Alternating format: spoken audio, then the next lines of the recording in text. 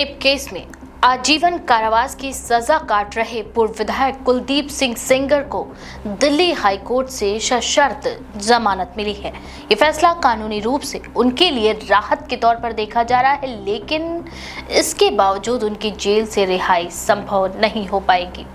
इसकी मुख्य वजह यह है कि सेंगर पीड़िता के पिता की हत्या के मामले में भी दोषी ठहराया जा चुका है और उस केस में मिली सजा वह अभी भी भुगत रहा है। ऐसे में रेप केस में जमानत मिलने के बावजूद सेंगर को फिलहाल जेल में ही रहना होगा। बता दें, दिल्ली हाई कोर्ट ने अपने आदेश में स्पष्ट किया है कि ये जमानत कुछ कड़ी शर्तों के साथ दी गई है।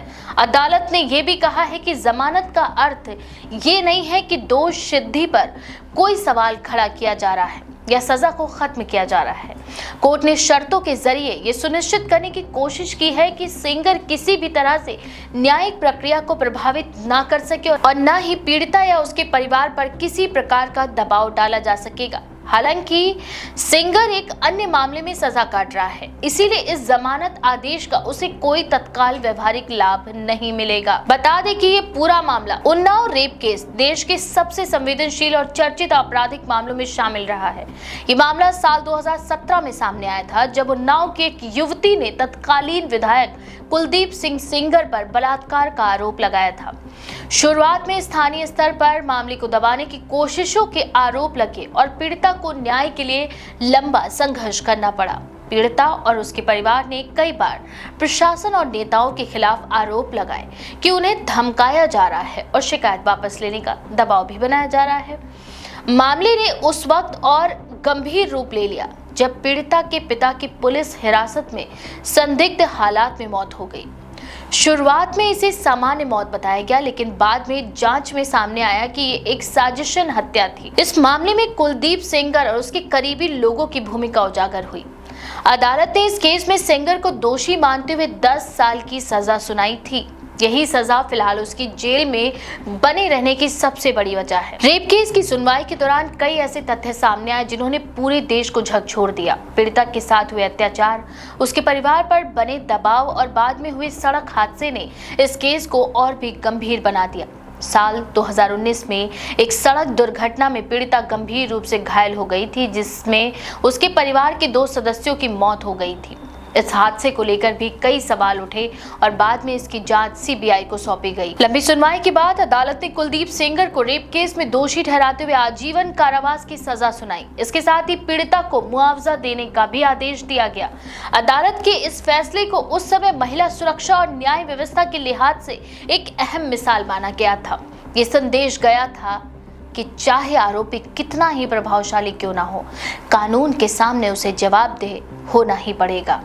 दिल्ली हाई कोर्ट से जमानत मिलने की खबर सामने आने के बाद एक बार फिर ये मामला सुर्खियों में छा गया। कानूनी जानकारों का कहना है कि कई मामलों में ऐसा होता है कि किसी दोषी को एक केस में जमानत मिल जाती है, लेकिन दूसरे केस की सजा के कारण वह जेल से बाहर नहीं आ पाता। कुलदीप सेंगर के मामले में भी यही स्थिति है। जब तक उसे पीड़िता के पिता की हत्या के मामले में कोई राहत नहीं मिलती, तब तक उसकी रिहाई संभव नहीं है। इस मामले को लेकर सामाजिक संगठनों और महिला अधिकार कार्यकर्ताओं की नजरें अब भी न्यायिक प्रक्रिया पर बनी हुई है।